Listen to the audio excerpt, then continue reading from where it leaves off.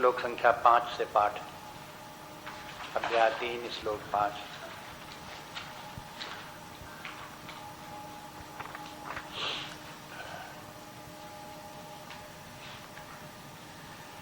नहि कश्चित् क्षणमपि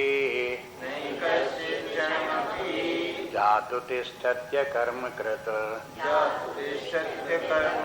कार्यते यवशा कर्म सर्वा प्रकृतिजैर्गुणैः कर्मेन्द्रियाणि संयम्य यास्ते मनसा स्मरन् इंद्रियार्थान् विमूढात्मा मिथ्याचारः स उच्यते। यस्तु इंद्रियाणि मनसा नियम्यारभतेऽर्जुन कर्मेन्द्रियैः कर्मयोगम् असक्तः सा विशिष्यते। नियतं कुरु कर्म त्वं कर्मज्यायो ह्यकर्मणः शरीरयात्रापि च ते न प्रसिद्धेत कर्मणः। नियतं कुरु कर्म त्वं कर्मज्यायो ह्यकर्मणः शरीरयात्रापि च ते न प्रसिद्धेत कर्मणः।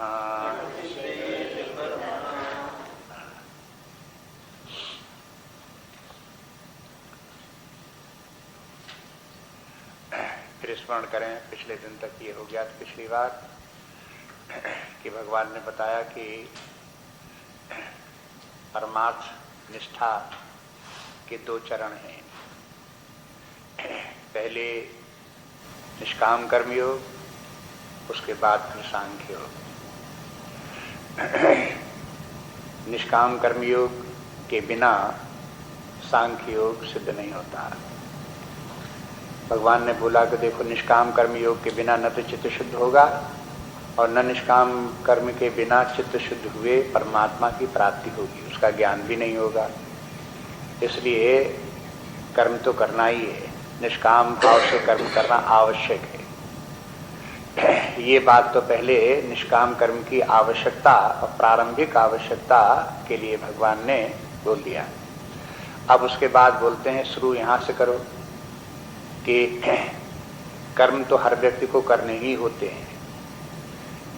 कर्म करने तो सब कर्म करते हैं, लेकिन कर्म करने के का जो विधान है, जो उसका तरीका है, उसे समझना चाहिए। बिना कर्म करने का विधान समझे कर्म करते हैं तो उसमें दोष होता है। लेकिन यदि कर्म का विधान समझ करके कार्य करेंगे तो वही कर्म कल्याणकारी हो जाएगा। काया व्यक्ति अपने स्वभाव के अनुसार कर्म करता है तो कैसे करता है? भगवान ने बता दिया कि देखो, प्रकृति जैर्गुण ही सर्वः कर्म कार्यते। प्रकृति के बस में होकर के सभी लोग कार्य करते हैं। ये तो जनसाधारण की बात हो गई। जनसाधारण जब तक कि उसको कर्म करने की ट्रेनिंग प्राप्त नहीं हुई, तब तक वो अपने मन से जब कर्म करेगा तो प्रकृति से प्रेरित होकर के जैसी व्यक्ति की नेचर है, जैसी उसकी प्रकृति है, वैसे ही कार्य करेगा। लेकिन अब आगे बताते हैं कि कर्म करने का श्रेष्ठ विधान क्या है। अब उसे ट्रेनिंग की जरूरत पड़ेगी। तो यानी 2 प्रकार के व्यक्ति हो गए, अनट्रेंड कार्य करने वाले और ट्रेंड कार्य करने वाले।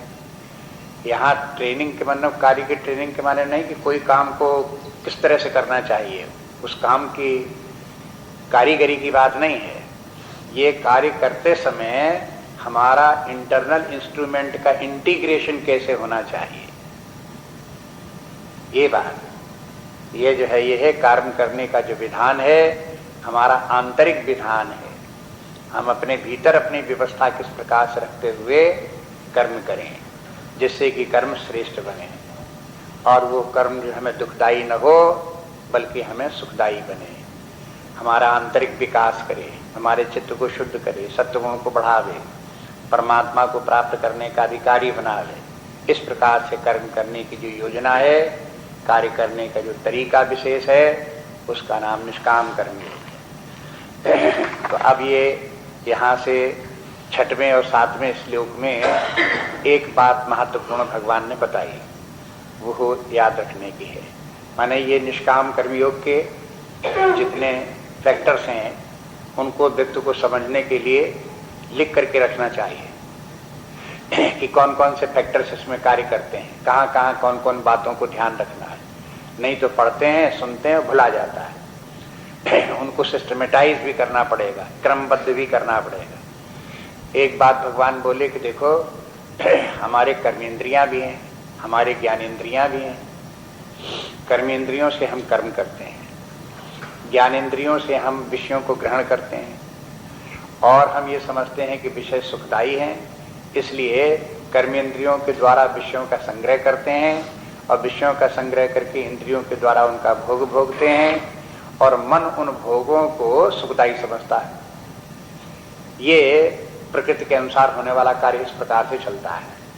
अब इसमें व्यवस्था क्या बनानी है कि अपने मन से ये बात को निकाल दें कि ये विषय जो है सुखदायी है, इंद्रिय भोग जो है ये सुखदायी हैं, ये बात को छोड़ दें। क्यों? ये आगे चल करके सिद्ध कर देंगे, जहाँ कहीं दिखा देंगे कि देखो इंद्रिय भोगों में, विषयों में सुख है ही नहीं। भ्रांति के कारण से लगता है कि इंद्रिय भोगों में सुख है, इसलिए जो समझदार व्यक्ति हैं वो इन इंद्रिय भोगों के दोषों को समझते हैं और समझ करके उनमें अपने मन को नहीं लगाते हैं। इसलिए मन से इंद्रिय भोगों का त्याग कर देना चाहिए, मन को उधर से हटा लेना चाहिए। इस अध्याय में भी आगे बात कहेंगे भगवान। एक 5वें अध्याय में श्लोक बड़ा स्पष्ट है, वो इस विषय में याद रखना चाहिए कि मन से इंद्रिय भोगों का चिंतन न करे, उनको सुखदायी न माने। वो है ये ही संस्पर्शजा भोगा दुख योने एवते आद्यंतवंतः कौन्तेय न तेसु रमते बुधा। वहां भगवान ने बोला कि देखो जो संस्पर्शज भोग है, माने इंद्रियों के भोग हैं, इंद्रियों के विषय प्राप्त होते हैं और फिर इंद्रियों को अनुकूल लगते हैं, आंखों को प्रिय लगते हैं, जिह्वा को स्वाद को अच्छे लगते हैं, नासिका को सुंदर गंध अच्छी लगती है, ये जो विषय अच्छे लगते हैं, सुखदायी लगते हैं, ये दुख योने एवते, ये सब दुख की जड़ हैं, सब दुख देने वाले हैं। तो अब जब वहां अब दुख देने वाले कैसे हैं, वो बात फिर भी बाहर रह जाती है, लेकिन आगे बताते हैं वहां पर कि दुख देने वाले ये विषय हैं, सुख देने वाले नहीं हैं। अब देखो यदि हमको लगता है सुख देने वाले, शास्त्र कहता है कि दुख देने वाले हैं, तो ये क्यों दुख देने वाले हैं, इनमें क्या दुख है, ये अलग विचार करने की बात है। आचार्यों ने जहाँ भाष्य लिखे हैं वहाँ उन्होंने उसको स्पष्ट किया है, ये दुख किस प्रकार से देते हैं। और फिर बोले कि देखो आद्यंत बनता कौन्तेय है कि हे कौन्तेय, ये विषय जो है आदि अंत वाले हैं, ये माने प्राप्त होते हैं, समाप्त हो जाते हैं, और फिर वैसे के वैसे क्षण मात्र के लिए उन्होंने सुख दिया भी अगर लगा आपको, तो प्राप्त हुए और उसके बाद नष्ट हो गए। इसलिए ये क्षणिक वस्तुओं के विषयों के प्रति व्यक्ति का भागना, उनकी कामना करना, ये ठीक नहीं है। तो न तेसु रमते बुधाहा, उनमें इन इंद्रियों में, इंद्रिय भोगों में रमते नहीं है। कौन लोग? बुधा। बुधा के माने बुद्धिमान व्यक्ति।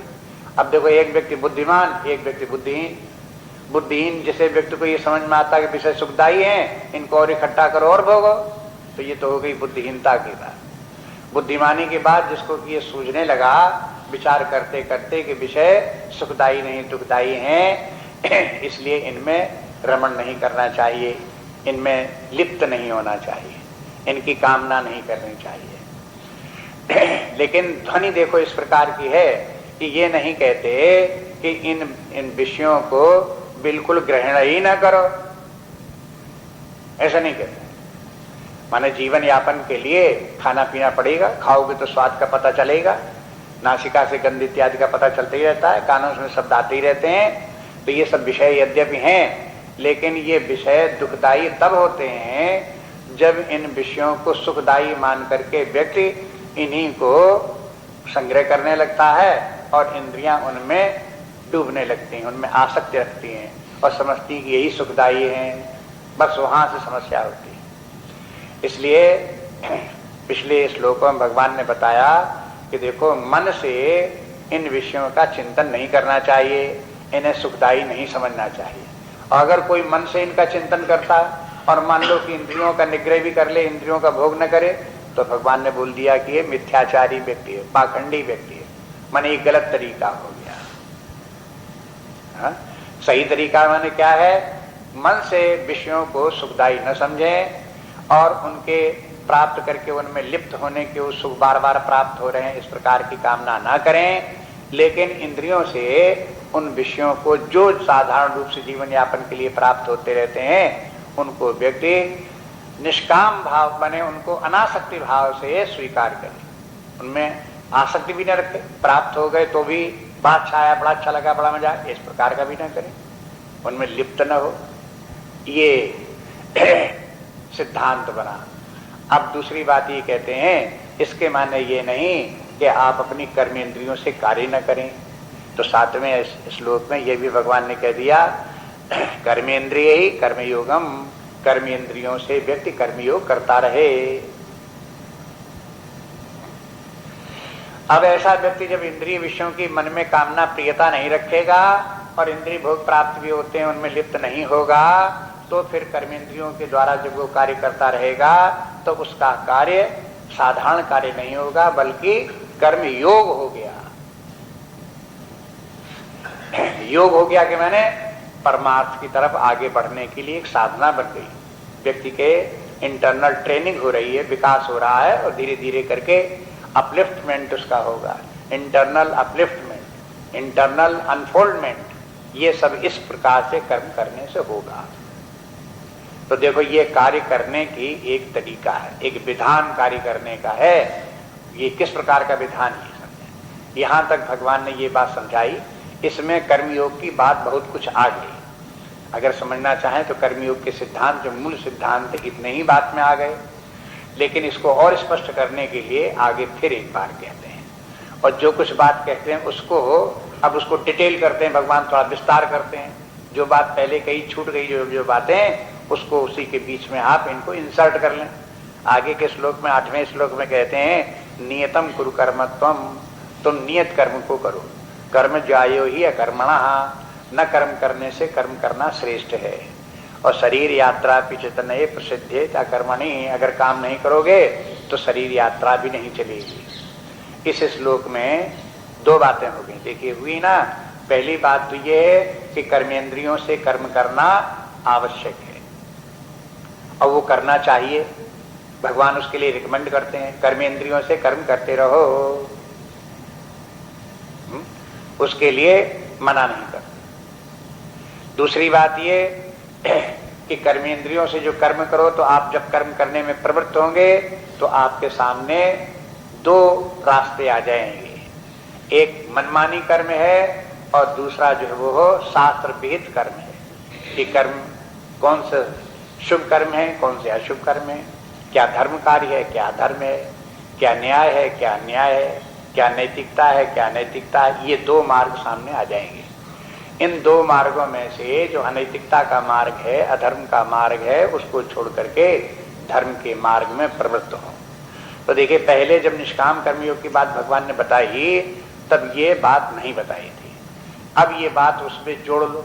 माने निष्काम कर्मयोग जो 5वें श्लोक में जो बात थी, वहां भगवान ने कर्म की अनिवार्यता तो बताई, लेकिन कर्म की अनिवार्यता के बाद सीधे निष्काम कर्मयोग में आ गए। लेकिन अब इस श्लोक में भगवान कहते हैं बीच में एक बात और इंसर्ट कर लो, क्या कि कर्म तो करो ही करो, लेकिन उस कर्म को पहले ये देखो कि अधर्म ना करो, धर्म के मार्ग पर चलो, और फिर उसके बाद धर्म के मार्ग पर चलते हुए तब निष्काम कर्मयोग की बात आई। फिर उसी धर्म का पालन निष्काम भाव से करो, जैसा कि विधान ऊपर बताया गया। तो गीता का नियम इस प्रकार से है कि पहले पूरी बात को संक्षेप में कह देते हैं, बीच के स्टेप्स जो छूट जाते हैं उनको अगले श्लोकों में बता देते हैं। ऐसे ही पूरे अध्याय में भी यही बात करते हैं। पूरे अध्याय में एक बात उन्होंने कह दी और जो बात उसमें विस्तार सहित उस अध्याय में नहीं आई, संक्षेप में आई है, वो अगले अध्याय में फिर उसका विस्तार कर देते हैं। इस प्रकार से एक अध्याय के बाद दूसरे अध्याय उसी में से निकलता चला आता है कि जो बात पीढ़ी छूट गई वो निकल आती है। इसी प्रकार से इस श्लोकों में भी इस प्रकार से एक बार 3, 4, 5 श्लोकों में कुछ बात शुरू से लेकर के अंत तक कह देंगे। उसमें जो बात छूटी होगी उस बात को अगले श्लोकों में फिर से एक बार कह करके जो बातें बीच में डिटेल्स की जिनकी आवश्यकता है या जो शंकाएं बीच में रह सकती हैं उनका फिर निवारण करने के लिए दोबारा फिर बोल देते हैं। इसलिए अब प्रारंभ तो हुआ कि अकर्म से कर्म करना श्रेष्ठ, न काम करने से काम करना श्रेष्ठ, ये कर्म की पहली शिक्षा है। और ये बात आप देखो कि कई बार भगवान ने कही। दूसरे अध्याय का स्मरण कर लो, वो भी तो सुनते चले आ रहे हैं। वहां पर भी जो निष्काम कर्मयोग की चतुसूत्री है वो हो कर्मण्येवाधिकारस्ते मां फलेषु कदाचन मां कर्म फल हेतुर्भू, और चौथा मां ते संगोस्तु अकर्मणि। मां ते संगोस्तु अकर्मणि के माने क्या है? तुम्हें अकर्म में तुम्हारी आसक्ति न हो, या ये न मान बैठो कि हम कुछ नहीं करेंगे ये तो बड़ा अच्छा है।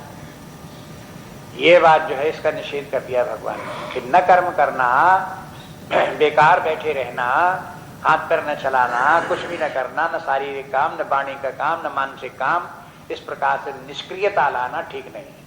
ये वहीं से बात शुरू कर दी।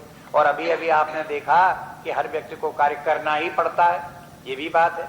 जब कार्य करना ही पड़ता है विवश कार्य करने के लिए, तो उसको कार्य वो करना चाहिए जो उपयोगी कार्य हो।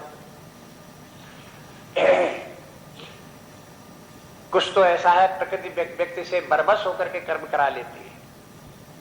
कुछ ऐसा होता है जो व्यक्ति कर्म करता है वो डिस्ट्रक्टिव कर्म करता है। कुछ कर्म ऐसे होते हैं जो प्रोडक्टिव कर्म करता है। फिर कुछ कर्म इस प्रकार के होते हैं जिनको कर्मों को जो है वो उसको व्यक्ति के विकास करने वाले होते हैं। इस प्रकार से कर्मों के जो है वो कई स्तर हैं, कई रूप हैं। सब काम एक बराबर नहीं है कि साहब एक काम एक जैसा है, ऐसे नहीं है। भिन्न भिन्न कर्म के स्तर हैं, उनको देखिए। एक स्तर पर ये फिर भगवान बताते हैं कि देखो कि व्यक्ति को ये भी समझना चाहिए कि न कर्म करने से कर्म करना श्रेष्ठ है। अगर किसी व्यक्ति के सामने मन में बराबर विकल्प आते रहते हैं, लोग बाग ये कहते हैं देखो क्या करने की जरूरत, जब बिना काम किए हुए काम अपना चल रहा है, खाने को मिल रहा है, पीने को मिल रहा है, तो काम करने की क्या जरूरत। ये जो प्रश्न आता है उसका उत्तर ये है कि नहीं, कर्म फिर भी करना चाहिए। जब व्यक्ति के सामने दो विकल्प हों, काम करें कि न काम करें, तो क्या चुने?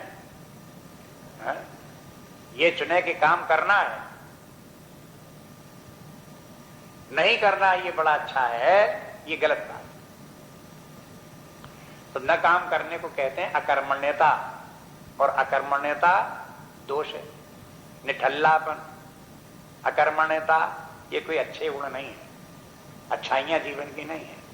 ऐसे अकर्मण्य व्यक्ति को जो लोग जानते समझदार व्यक्ति हैं, वो ऐसे अकर्मण्य व्यक्ति को देखते हैं तो भी उनको लगता है कि गुड फॉर नथिंग, बेकार का ईंटा पत्थर ऐसा पड़ा हुआ, जीवन इसका किस काम का, व्यर्थ है इसका जीवन।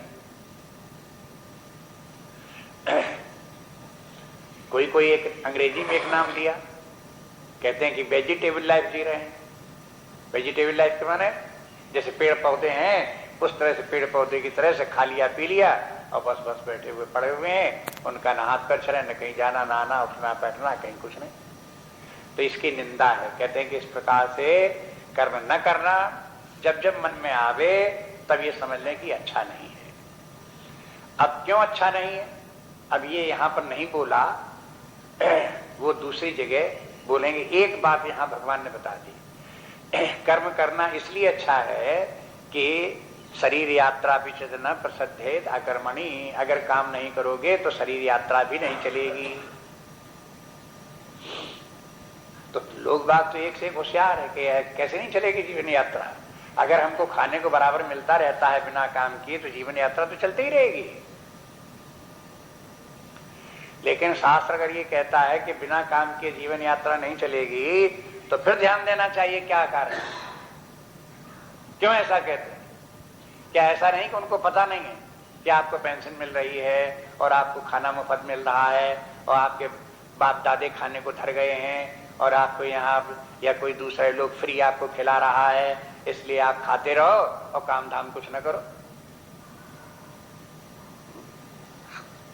ये नहीं। इस प्रकार से जो है ये है, जब ये कहते हैं कि इस प्रकार से व्यक्ति खाता है, पीता है, जीवन जी रहा है और काम नहीं करता है, तो उसका जीवन यात्रा चलेगी नहीं। न चलने के माने ये है कि देखो शरीर का स्वास्थ्य कर्म के ऊपर निर्भर है। अगर व्यक्ति कार्य नहीं करता तो शरीर से स्वस्थ नहीं रह सकता। अकर्मण्यता व्यक्ति के शरीर के स्वास्थ्य को नष्ट कर दे, खानी हजम नहीं होगा, रोग लगने लगेंगे, पाचन क्रिया बिगड़ जाएगी। शरीर के अंदर जितने भी कार्य करने वाले यंत्र लगे हैं वो तभी ठीक ठीक कार्य करते हैं जब व्यक्ति कार्य करता रहता है। अब लोग बात कार्य नहीं करते तो फिर क्या करते हैं?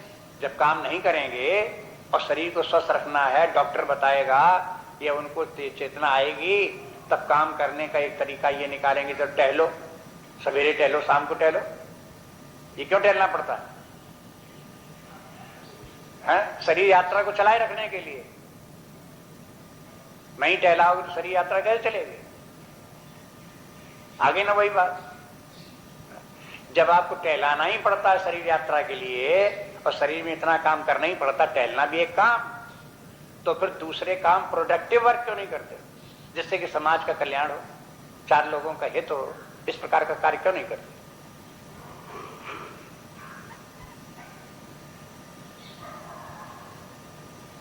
तो इसलिए फिर ये जब आता है कि जब आपको मालूम है कि बिना काम किए हमारा जीवन नहीं चल सकता, तो फिर आप प्रश्न करोगे तो फिर क्या करें?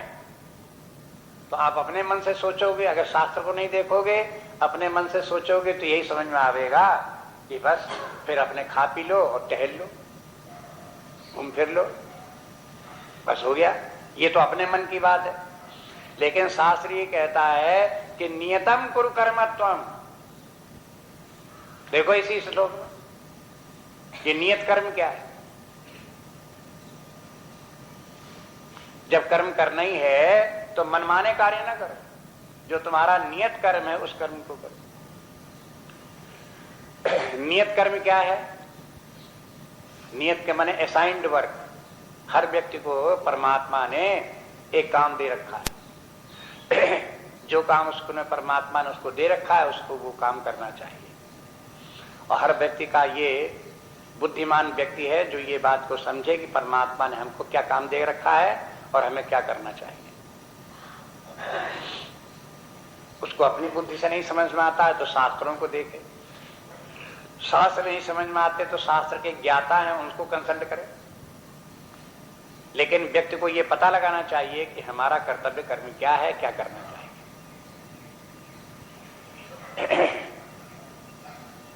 अब ये कर्म किस व्यक्ति का कर्म कर्तव्य नियत कर्म क्या है, इसके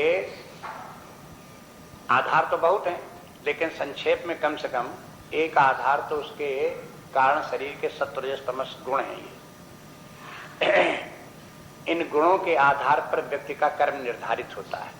जो कि जिस व्यक्ति के जिस प्रकार के गुण हैं, जिस प्रकार की जैसी उसकी नेचर है, उसी के अनुसार उसका कर्म निर्धारित होता है, वही कर्म उसे करना चाहिए। दूसरी बात ये कि जो व्यक्ति जीवन के प्रारंभ काल में जैसे कार्य करता रहा वही युवा काल में करे, वही प्रौढ़ावस्था में करे, वही वृद्धावस्था में करे, तो फिर भूल गया, वो गलत रास्ता हो गया। शास्त्र कहते हैं जैसे जैसे आयु बढ़ती है वैसे वैसे कर्तव्य कर्म बदलते जाते हैं। उनको भी ध्यान में दो कि हमारी आयु किस स्तर की है और इस समय हमें क्या किस प्रकार के कार्य करना चाहिए। इनको संक्षेप में अपने शास्त्र में इन कर्मों को वर्ण और आश्रम के अंतर्गत क्लासिफाई कर दिया गया है। कुछ कर्म वर्ण के अनुसार निर्धारित होते हैं और कुछ कर्म जो है वो आश्रम के अनुसार निर्धारित होते हैं। उनको देख करके फिर निश्चित करें कि हम अपने जीवन में कहाँ स्टैंड करते हैं। What is the station of life, हम स्थित कहाँ हैं, और जहां स्थित हैं वहां हमारा कर्तव्य कर्म क्या बनता है, और जो हमारा कर्तव्य कर्म है वही हमारा धर्म है, वही शास्त्र की आज्ञा है, उसी से हमारा कल्याण होने वाला है। अब देखो ये सब प्रारंभिक बातें हैं, हम नहीं समझते कि बहुत कठिन बातें हैं, इतना समझना कोई बहुत मुश्किल वाली बात नहीं है, शुरू शुरू की बातें हैं, आगे चल करके तो बहुत कठिन बातें हैं, बहुत सूक्ष्म आ जाएंगी। इतनी बात समझ लेना तो बहुत आसान है। 16वें अध्याय में भगवान चल करके कह देंगे कि जिन लोगों को ये पता नहीं लगता कि मुझे क्या करना चाहिए क्या नहीं करना चाहिए, जीवन का सही रास्ता कौन है गलत रास्ता कौन है, तो वहां कह देते हैं कि इन लोगों को क्या करना चाहिए, तस्मात् शास्त्रम प्रमाणन्ते कार्या कार्य व्यवस्थित। तस्मात् मन इसलिए चूंकि तुम्हारी समझ में नहीं आ रहा है कि तुम्हारा कर्तव्य कर्म क्या है, क्या तुम्हें करना चाहिए, शास्त्रम प्रमाणन्ते, तुम्हारे लिए शास्त्र प्रमाण है, माने प्रमाण है कि मैंने वही रास्ता बताने वाला, जो वो बतावे उस बात को समझने की कोशिश करो, उसी प्रकार से कार्य करो। कार्या कार्य व्यवस्थित, क्या कार्य है मैंने क्या करना चाहिए, और क्या अकार्य है क्या नहीं करना चाहिए। वहां देखो शास्त्र मना करेगी ये नहीं करना चाहिए वो मत करो, जो करना चाहिए उसे करो, इसी को नियत कर्म कहते हैं। नियत नियत में निर्धारित कार्य, हर व्यक्ति के अपने इस प्रकार से योग्यता के अनुसार क्षमता के अनुसार उसके कार्य निर्धारित हैं। अब निर्धारित के लिए एक एक काम बता करके निर्धारित नहीं किए जाते हैं, तमाम कामों को भी वर्गीकरण कर दिया गया और उसमें से एक व्यक्तियों के वर्गीकरण कर दिए गए और फिर कार्यों का भी वर्गीकरण कर दिया गया। इस वर्ग के व्यक्तियों को ये कार्य करना चाहिए, इस वर्ग के व्यक्तियों को इस प्रकार के कार्य करना चाहिए। अब उस वर्ग में जो आने वाले कर्म होंगे वो व्यक्ति जहां कहीं स्थित होगा, गांव में, नगर में, शहर में, कहीं घर में, बाहर कहीं जहां कहीं भी होगा, तो उसके सामने उस वर्ग के जो कर्म उसके सामने आएंगे उन कर्मों को करना ही उसका धर्म होगा। अब यहां तक अभी निष्काम कर्मियों की बात नहीं आई है, ये धर्म की शिक्षा के लिए। यहां तक तो कहलाता है धर्म। अधर्म क्या है, धर्म क्या है, कर्तव्य क्या है, अकर्तव्य क्या है, उसके लिए श्लोक दिया। इसके माने निष्काम कर्मयोग का आधार धर्म है। बिना धर्म का पहले पालन किए हुए, पहले धर्म की सीढ़ी को, अपने कर्तव्य कर्म को बिना समझे और बिना उसका अभ्यास किए अगर कोई आगे की सीढ़ी निष्काम कर्मयोग करने के लिए तत्पर होता है तो उसको निष्काम कर्मयोग एक तो समझ में नहीं आएगा, और समझ में अगर कुछ आया तो करने की कोशिश करेगी तो कर नहीं पाएगा, उसके लिए मुश्किल हो जाएगा। इसलिए एक एक स्तर पर व्यक्ति को एक एक प्रकार की शिक्षा है, उस शिक्षा को उस प्रकार से अभ्यास करें। बार बार कहते रहते हैं जैसे स्कूल कॉलेज की पढ़ाई है, वो एक कक्षा के बाद दूसरी, दूसरी कक्षा के बाद दूसरी कक्षाएं इस प्रकार से चलती हैं। तो पहली कक्षा की पढ़ाई दूसरी कक्षा में काम आती है, दूसरी कक्षा में फिर नई कक्षा में पढ़ा तो उसकी पढ़ाई फिर अगली कक्षा में काम आती है। इसी प्रकार से आध्यात्मिक साधना, प्रारंभिक साधना जो व्यक्ति ने की, उसके कारण जो उसकी आंतरिक शक्तियां जागृत हुई, उसका आंतरिक विकास हुआ, वो फिर जब अगले की साधना करेगा तो उसमें वो फिर काम आएगी और उसमें कुछ नई साधना और करनी पड़ेगी।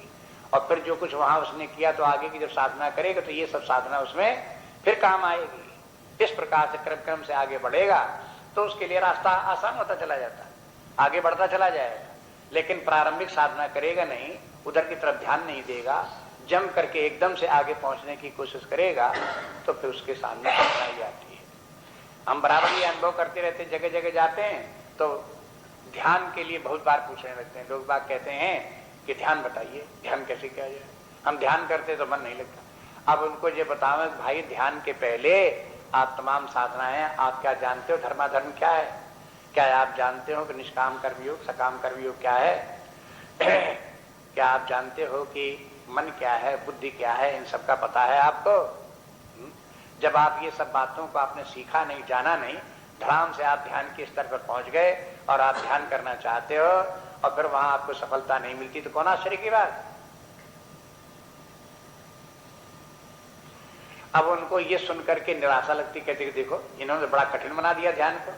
अरे सीधे से बता दो, ऐसे सीधे बैठ जाओ, आंखें बंद कर लो, हो गया ध्यान। ऐसे क्यों नहीं बताते? अरे ये कोई ध्यान है?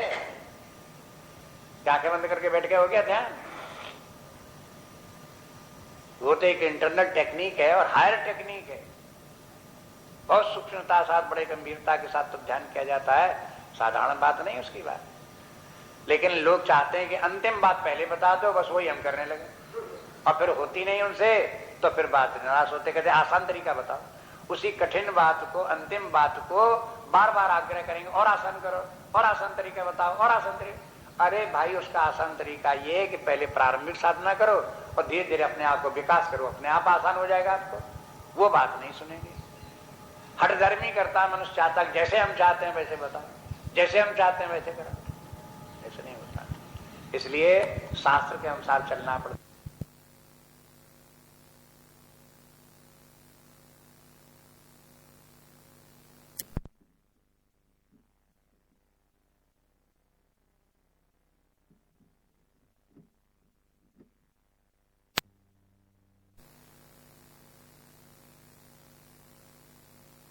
रास्ता उनको दिखाई दिया, उसको भी समझा और समझ करके धीरे धीरे आगे बढ़े।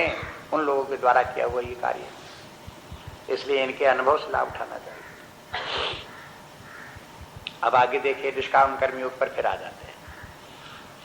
यज्ञार्थात् कर्मणोऽन्यत्र लोकोऽयं कर्म बन्धनः तदर्थं कर्म कौन्तेय मुक्त संगा समाचर। यज्ञार्थात् कर्मणोऽन्यत्र लोकोऽयं कर्म बन्धनः तदर्थं कर्म कौन्तेय मुक्त संगा समाचर। अब देखिए, इस श्लोक में भी कई बातें एक साथ फिर बता दी। कहते हैं यज्ञार्थात् कर्मणोऽन्यत्र, यज्ञ के लिए कर्म करते हो तो ठीक, अगर उसके लिए कर्म नहीं करते हो तो अन्यत्र लोकोयम कर्म बंधनः, तो आपका कर्म बंधनकारी हो जाएगा। माने कर्म के बंधन से छूटने के लिए यज्ञार्थ कर्म करना चाहिए, नंबर एक बात। दूसरी बात ये मुक्त संगा, माने यज्ञार्थ कर्म जो है वो भी मुक्त संगा, माने अनासक्त भाव से करो, विदाउट अटैचमेंट। नंबर तीन, इसके साथ साथ समाचार, समाचार के माने भली भांत करो, माने उसमें लापरवाही मत बरतो, बिगाड़ मत करो, ठीक ढंग से उस कार्य को करो, समाचार। तो इसलिए फिर कहते हैं कि ऐसा इस प्रकार से करना चाहिए। तीन बातें इनको ध्यान में रखो। तदर्थम कर्म कौन्तेय, कुरु कह दिया, हे कौन्तेय तुम उसी के लिए यज्ञार्थ कर्म करो। कुरु तदर्थम कर्म कौन्तेय, इसलिए उसी के अर्थ ये कार्य समाचार, समाचार माने करो, भली भांत करो।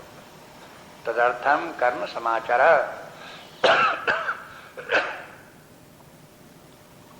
अब देखिए, इसमें पहली बात तो जो है ये है, यज्ञार्थ कर्म क्या है। अगर कोई यज्ञार्थ कर्म नहीं करता है तो कर्म बंधनकारी होते रहते हैं। और व्यक्ति प्रायः जब शास्त्र का पता नहीं, अपने आप से कोई व्यक्ति कर्म करेगा तो वो यज्ञार्थ तो करेगा नहीं, वो तो अपने मनमानी ढंग से करेगा, जैसे उसको समझ में आएगा तैसे करेगा। स्कूल कॉलेजों में जो कुछ पढ़ाई होती है उसमें पढ़ाई जाती थी, ये तो नहीं बताया जाता कि अब तुम जाकर के जब गृहस्थ जीवन जियोगे, कार्य व्यापार में अपने लगो हुए, तब यज्ञार्थ कर्म करना, ऐसे तो कहीं चर्चा होती नहीं। इसलिए इसकी ट्रेनिंग, यज्ञार्थ कर्म करने की, यज्ञ के लिए कर्म करने की ट्रेनिंग तो कहीं जीवन के प्रारंभ काल से दी नहीं जाती। परिणाम क्या होगा? कोई व्यक्ति जीवन में यज्ञार्थ कर्म करता ही नहीं। जब नहीं करता तो निष्काम कर्मयोग भी नहीं होता। जब निष्काम कर्मयोग नहीं होता तो उसके समस्त कर्म का होता क्या है? सब बंधनकारी होते चले जाते हैं। जितने भी कर सारे जीवन व्यक्ति कर्म करता है वो उसके लिए बंधन बनते चले जाते हैं। उसके भीतर भीतर उसके चित्त के ऊपर उनका असर पड़ता है और वो सब उसके लिए एक के बाद एक फेरा, एक के बाद एक फेरा, इस प्रकार बंधन दर बंधन, बंधन दर बंधन बनते ही चले जाते हैं। और ये सबके अंदर होता रहता है। इसका प्रमाण क्या है कि कर्म के बंधन में कोई व्यक्ति है? उसके दो प्रमाण हैं। एक व्यक्ति तो ये कि जिस प्रकार से उसने कर्म किए हैं उसी प्रकार के कर्म पुनः करने के लिए प्रकृति बरबस उससे कराती है। ये कर्म का बंधन है। व्यक्ति करना चाहे न करना चाहे, लेकिन प्रकृति जैसा उसका कर्म का बंधन, वैसा ही कर्म व्यक्ति से वो प्रकृति फिर से करा लेती है। एक तो ये कर्म बंधन, और दूसरा कर्म बंधन ये कि उसने जिस प्रकार के कर्म किए हैं उस प्रकार का उसे फल भोगना पड़ता है कर्म का। ये भी कर्म बंधन है। फल भोगने के माने सुख और दुख, जीवन में जो सुख दुख आते रहते हैं वो व्यक्ति के कर्मों का फल है। तत्काल जो कर्म क्रियमाण कर्म जो कर्म कर रहे हैं वो करते जाते हैं, वो कर्म फल देता जाए, इस प्रकार से नहीं। कर्म का पहले चित्त के ऊपर संस्कार बनता है, टेप रिकॉर्डिंग उसकी होती है, बीज रूप में संग्रहित होते रहते हैं कर्म। फिर कालांतर में अनुकूल परिस्थिति वातावरण प्राप्त होने पर फिर वे कर्म उसी प्रकार का कर्म कराते हैं जब अवसर आता है, और अन्यथा वे जो हैं अपना सुख और दुख फल देते रहते हैं। ये बार बार याद रखने की है। यदि व्यक्ति ने इस प्रकार के कर्म किए, सत्वगुणी कर्म हुए, तो उसका सत्वगुण बढ़ेगा, और सत्वगुण कालांतर में जब व्यक्ति को अपना फल देगा तो मन और बुद्धि में उसको सुखानुभूति होगी। सत्वगुण मन को शांत करता है, ज्ञान में रुचि उत्पन्न करता है, वैराग्य भाव लाता है। उस शांति के कारण से व्यक्ति को सुखानुभूति होती है। और यदि व्यक्ति ने अशुभ कर्म किए तो वह सकाम कर्म किए तो उनके कारण से व्यक्ति का रजोगुण बढ़ता है, और रजोगुण कालांतर में पुनः उसी प्रकार की सकाम कर्म करने के लिए बाध्य करता है, और फिर वो रजोगुण व्यक्ति को दुख भी देता है। ये सुख दुख का कारण सत्वगुण और रजोगुण है। सुख की वृद्धि हुई अपने अंदर, सुख की सत्व की टेंडेंसी बढ़ी तो व्यक्ति को सुखानुभूति होगी, रजोगुण की टेंडेंसी बढ़ी तो व्यक्ति को दुखानुभूति होगी। इन्हीं को जब यही कर्म व्यक्ति को सुख दुख देने के लिए उद्यत होते हैं तो उसके पहले उनका नाम रख दिया गया अपने शास्त्रों में, पाप और पुण्य। इस संसार में सब जगह दो नाम है, पाप पुण्य। पाप पुण्य चाहे अंग्रेजी में को, चाहे हिंदी में को, चाहे उर्दू में को, चाहे फारसी में को, किसी में को, ये कर्म दो प्रकार के होते ही हैं। पाप और पुण्य दो प्रकार के होते हैं। इनको समझने के लिए अंग्रेजी में दो पद हैं, वैसे तो मेरिट डिमेरिट अंग्रेजी में भी कहते हैं, लेकिन यहाँ पर समझने के लिए इस प्रकार से कि जो निगेटिव टेंडेंसी है वो व्यक्ति को दुख देती है, जो पॉजिटिव टेंडेंसी है वो व्यक्ति को सुख देती है। सत्वगुण के कारण से पॉजिटिव टेंडेंसी डेवलप होती है, और उसके कारण से मन बुद्धि में जो टेंडेंसी आई, पॉजिटिविटी जो माइंड में आई, उसके कारण से व्यक्ति को कोई भी परिस्थिति जहाँ कहीं भी होगी वहां पर भी वो सुखदायी लगेगी। लेकिन अगर किसने व्यक्ति रजोगुणी कर्म किए हैं, उनके कारण रजोगुणी प्रवृत्ति उसकी बढ़ गई है, तो उसके कारण से माइंड में नेगेटिव टेंडेंसी आएगी, और नेगेटिव टेंडेंसी आकर के उस व्यक्ति को फिर उस जो कुछ उसके सामने परिस्थितियां हैं उनका नेगेटिव इंटरप्रिटेशन करेगा, और उसके कारण से फिर उसको असंतोष होगा और दुख होगा। ये साइकोलॉजी उसकी है। माने उसके पीछे सब ये है कर्म के स्वरूप, और उनका कर्म का फिर अपने चित्त के ऊपर प्रभाव बन करके टेंडेंसी बनना, टेंडेंसीज को फिर प्रकट होकर के प्रतिक्रिया जब उनकी होगी वो अपना फल दिखाने के लिए उद्दिष्ट होंगे, तब इस प्रकार से सुख देंगे दुख देंगे, या तो पॉजिटिव टेंडेंसी आएगी या नेगेटिव टेंडेंसी आएगी। इस प्रकार से ये है घटनाएं जीवन में घटती रहती हैं। ये प्रक्रिया अपनी आंतरिक जगत की जो नेचर है, प्रकृति है, इस प्रकार से निरंतर कार्य करती रहती है। इसलिए अब ये बताया कि देखो आपको जीवन में दुख न हो तो आपको क्या करना चाहिए, ऐसे कार्य न करो जिससे कि रजोगुण की वृद्धि हो। रजोगुण की वृद्धि न हो इसका मैंने क्या हुआ कि मैंने आगे चल करके नेगेटिव टेंडेंसी ना आवे, इस प्रकार से कार्य करो।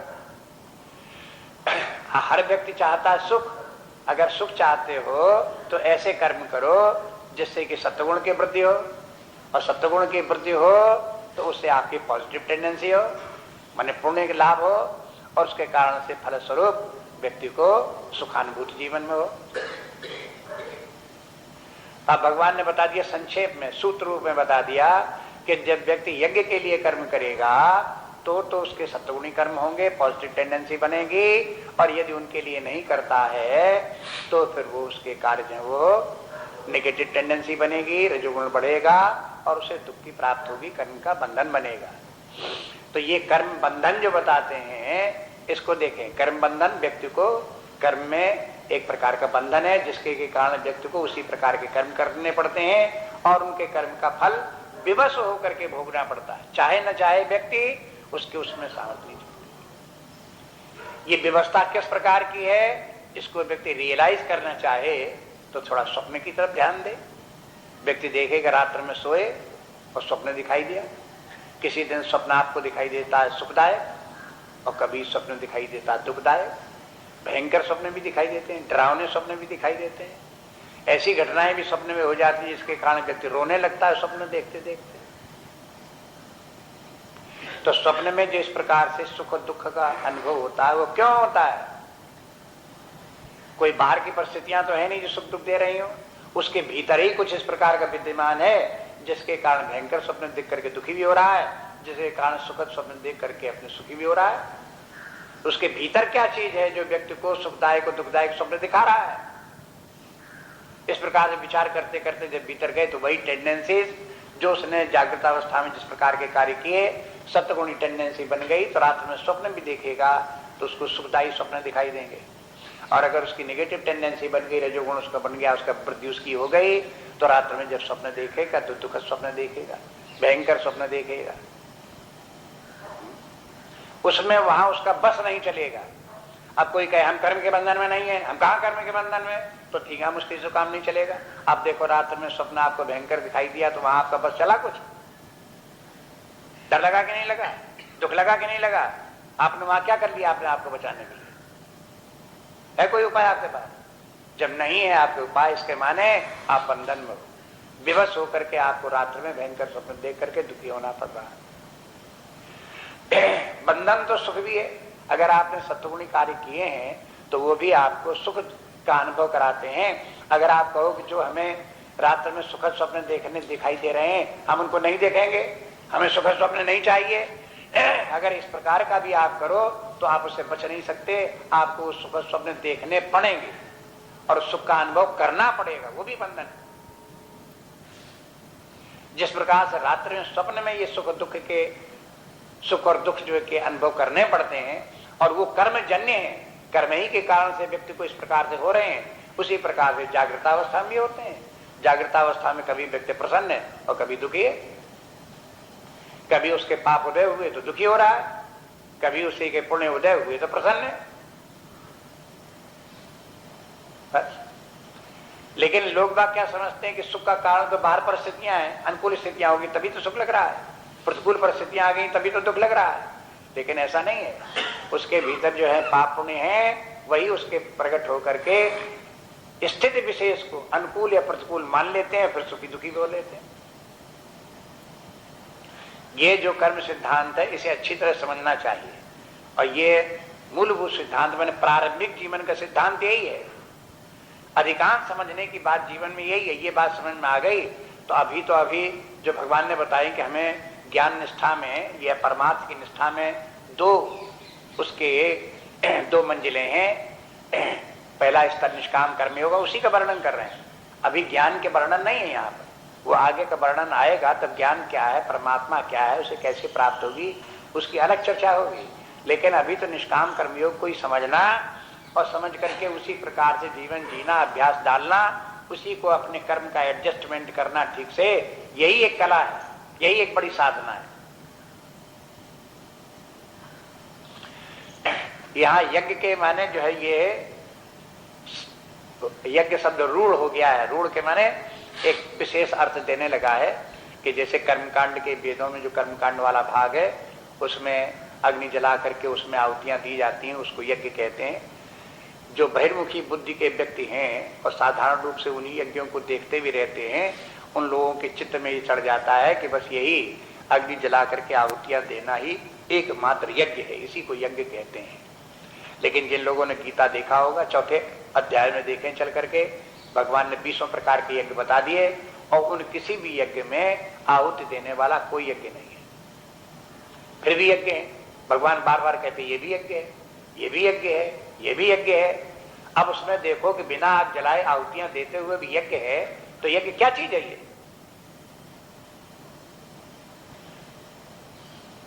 इसके माने यज्ञ कुछ और ही चीज है। उस यज्ञ की तरफ ध्यान देना चाहिए।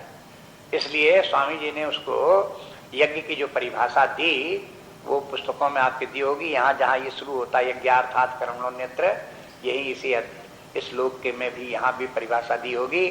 उनको देखो तो वो कहते हैं जब कहीं कोई व्यक्ति कोई भी कार्य कई लोग मिलकर के एक साथ करें, सब लोग सहयोग के साथ प्रेम के साथ एक ही कार्य को करें और उस कार्य का उद्देश्य सारे समाज को लाभ पहुंचाना हो, कार्य करने वाले व्यक्तियों का अपना उसमें स्वार्थ न हो, वो कर्म भी लोक कल्याणकारी कार्य हो, तब वो कर्म यज्ञ कहलाता है। कोई भी कर्म लोक कल्याणकारी समाज के लिए हितकारी कोई भी कार्य हो यज्ञ कार्य है। लेकिन यदि समाज का कार्य भी करते हैं उसमें अपना स्वार्थ है, हम अपना नाम चाहते हैं, कुछ हम अपना उसमें पैसा चाहते हैं, हम कुछ अपना कुछ और चाहते हैं, तो इसके माने फिर वो यज्ञ के स्तर से उतर गया नीचे, फिर व्यापार हो गया और फिर बंधनकारी हो गया। इसलिए यज्ञ कर्म तब जबकि लोक कल्याण के लिए कार्य हो, अपने स्वार्थ के लिए न हो, उसमें कोई अपनी कामना न हो, अपना कोई अहंकार न हो, अपना कोई स्वार्थ न हो, और फिर कार्य करे, सब लोग कल्याण का कार्य हो, और उसमें एक व्यक्ति नहीं 4, 6, 10, 20 लोग जितने जुट करके अगर उसको कार्य करें और उन सब लोगों में सहयोग हो। जहां 10 लोग एक साथ मिलकर के कोई कार्य करेंगे तो तभी मिलकर के कार्य कर सकते हैं जब उनमें अहंकार न हो, और जहां अहंकार हुआ तो फुट फैल भाग खड़े होंगे, एक साथ जुट ही नहीं सकते। जहां उसके व्यक्ति को अपना अहंकार में टकराव लगा और जैसा चाहता है उस प्रकार में बाधा पड़ी, अरे हटा, अरे क्या चक्कर में पड़ो, ये तो बेकार की बातें हैं, वहां तो क्या फायदा है, बस खड़े हो अलग।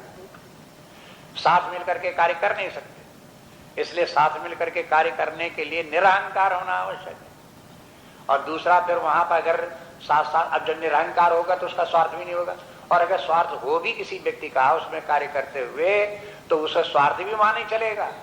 जहां 10 लोग मिलकर के काम करने वाले होंगे, अगर कोई अपना स्वार्थ सिद्ध करना लगे तो फिर बाकी के लोग उसको आउट कर देंगे, कहा कि भाई ऐसे नहीं चलेगा।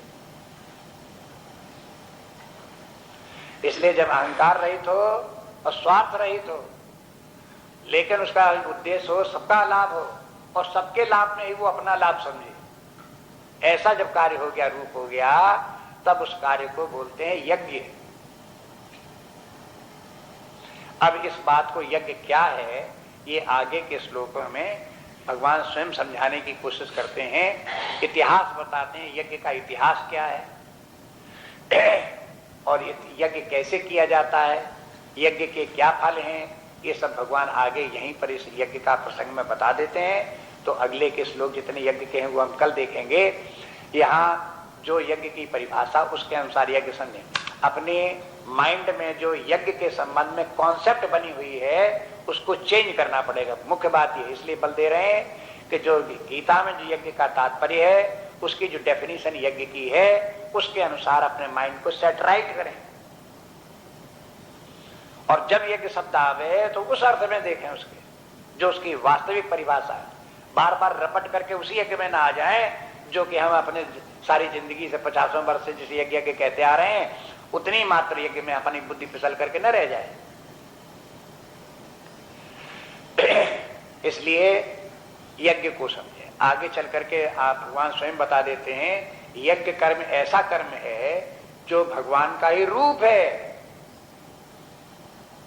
शंकराचार्य जी ने यहां जब यज्ञ आया शब्द तो वहां कह दिया यज्ञो वही विष्णु। आप विष्णु सहस्त्र नाम देखेंगे, विष्णु माने परब्रह्म परमात्मा, ऑल परवेडिंग गॉड। वो परमात्मा जो है उसके हजारों नाम हैं, उसमें उसका एक नाम है यज्ञ है। वो परमात्मा यज्ञ है। अब फिर आप लौट करके अग्नि में पहुंच जाए, आहुतियां में पहुंच जाए तो फिर वो तात्पर्य नहीं समझ में आया। यज्ञ माने कोई भी कार्य वो समय परमात्मा का ही रूप है। उस वो कर्म क्या है, परमात्मा ही प्रगट परमात्मा है।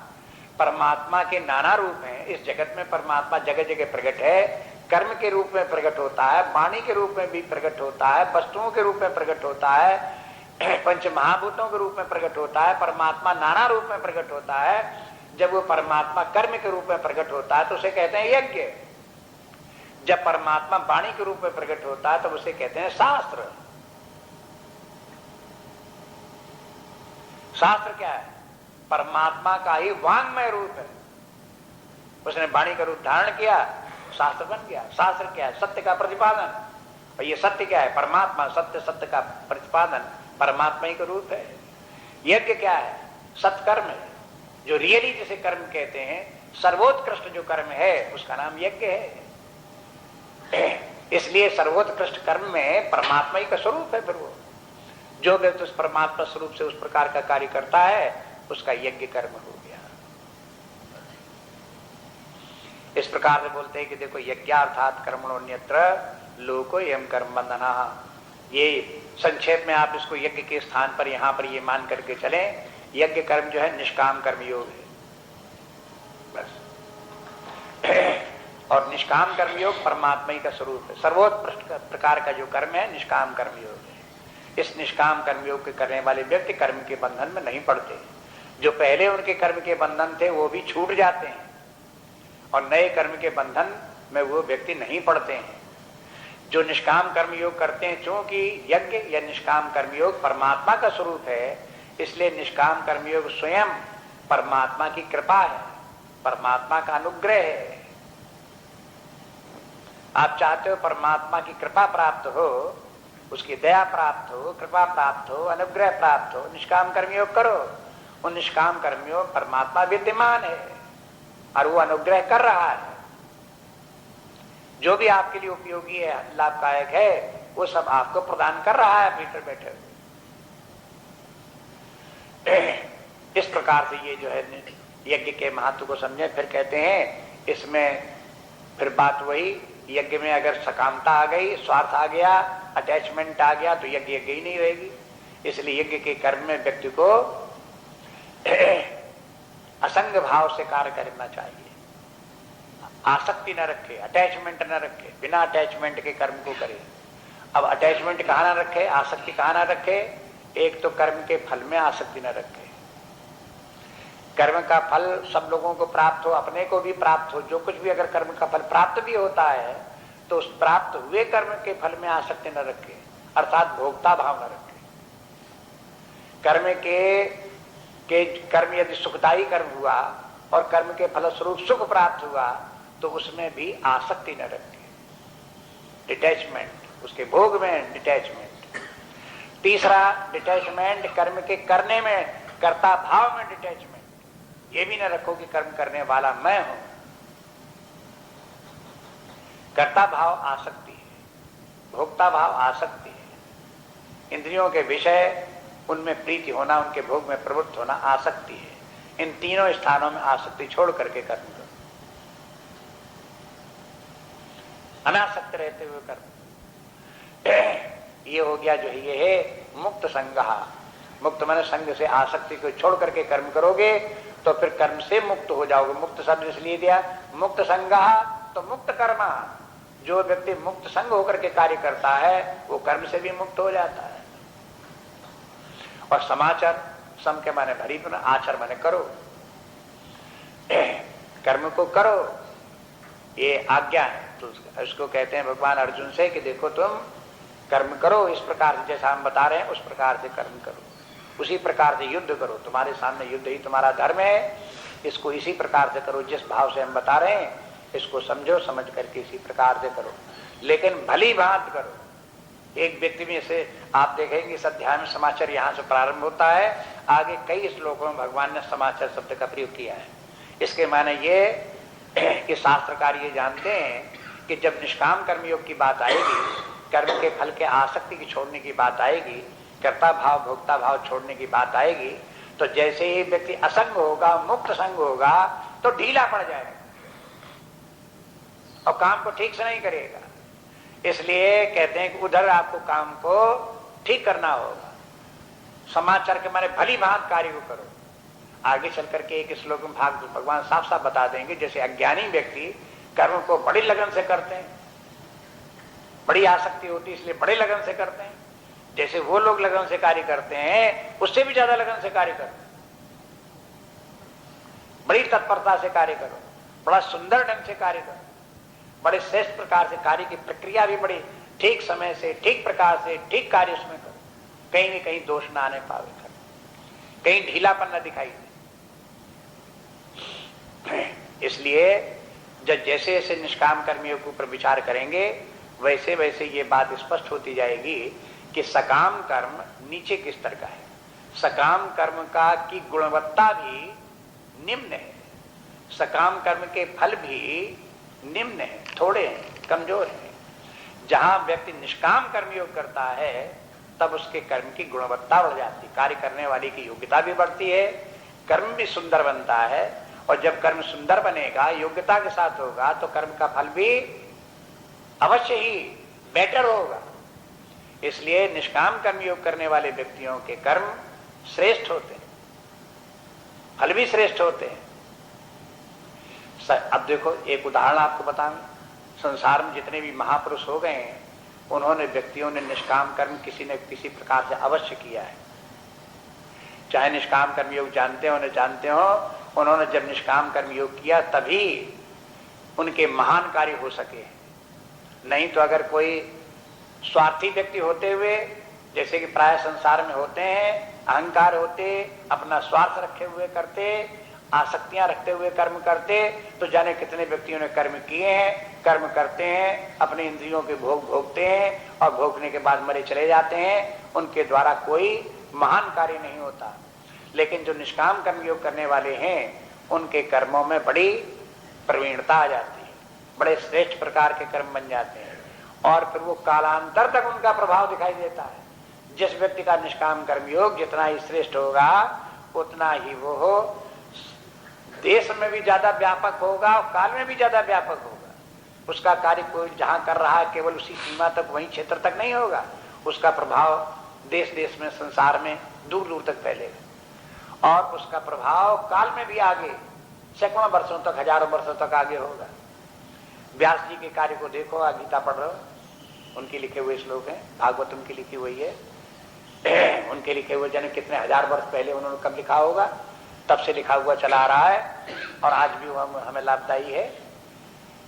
क्यों इस प्रकार का कर्म कर सके वो? शंकराचार्य जी के द्वारा लिखे हुए ग्रंथ आप पढ़ते हो, उनके द्वारा स्थापित किए हुए मठ मठांतर, इनको सबको देखते हो, ये सब उन्होंने काम किस प्रकार से किया होगा, कैसे हुआ वो कार्य, और उस कार्य की महिमा इस प्रकार कैसे कि आज उसका फल दिखाई दे रहा है। ये कोई बात कोई अपने देश ही की नहीं है, जहां के उदाहरण सारे विश्व में कहीं का उदाहरण ले लो। जिस व्यक्ति ने जब तक निष्काम भाव से कर्म नहीं किया तब तक जो है उसका कार्य कालांतर में व्यापक नहीं हो सकता। हमने फिलासफर्स पढ़े, पश्चिम के दार्शनिक लोगों के जीवन भी पढ़े, उनकी फिलासफी पढ़ी, इमैनुअल कांट की जो लाइफ पढ़ी, तो उसमें देखा कि उसके समान बैरागी कोई नहीं होगा, उसके समान अनासक्त कोई नहीं होगा। इमैनुअल कांट जिसने कि ये जो दर्शन उसने दिया, कांट की फिलासफी जो उसमें प्रसिद्ध है, उसका जो है वो फिर उसने जो पुस्तकें लिखी, वो इतनी सुंदर पुस्तकें लिखी, फिलासफी को कुछ कहने के नहीं, लेकिन उसने भी बिल्कुल जो वो विरक्त जीवन उसका बिल्कुल था। न कहीं उसने उसका कोई परिवार, न कहीं स्त्री पुत्र, कहीं न कहीं उसने अपने मकान बनवाया, न कहीं कहीं धन संग्रह किया, केवल जो है अपने इसी अध्ययन में और इसमें फिलासफी को डेवलप करने में, विचार करने में उसने सारे जीवन उसी में लगा दिया। कोई इंद्रिय भोगों की कामना नहीं, कहीं किसी प्रकार का स्वार्थ नहीं, तब इतना महान कार्य जो है कांट ने किया, तब कांट इस प्रकार का हो सका। ऐसे और भी बहुत से लोगों को देखते हैं, उन लोगों ने निष्काम भाव से स्वार्थ छोड़ करके लोक कल्याण के लिए ही सब कार्य के, उसने इस प्रकार की फिलासफी लिखी कि लोगों को इससे कल्याण होगा, ये ज्ञान लोगों को प्राप्त होगा तो लाभदायी ज्ञान होगा, लोगों की बुद्धि विकसित होगी, जीवन में लाभ सिद्ध होगा उनका, इसलिए उपकार की दृष्टि से लिखा। अब भी उसका काल ग्रंथ और उसकी दी हुई शिक्षा, उसके दी हुआ मार्गदर्शन अब भी काम में आता, लोग बराबर उदाहरण दिए जाते हैं। कोई भी दर्शन का फिलासफी वाला ग्रंथ लिखेगा कोई व्यक्ति, तब से लेकर के अब तक इमैनुअल कांट के हुए वर्षों हो गए, लेकिन फिर भी बिना उसका उल्लेख किए हुए व्यक्ति आगे नहीं बढ़ सकता। तो ये देखेंगे कि इस प्रकार के महान कार्य किस पद पर होते हैं, वो कला कौन सी है। ये निष्काम कर्मयोगी वो कला है, कर्म करने का तरीका है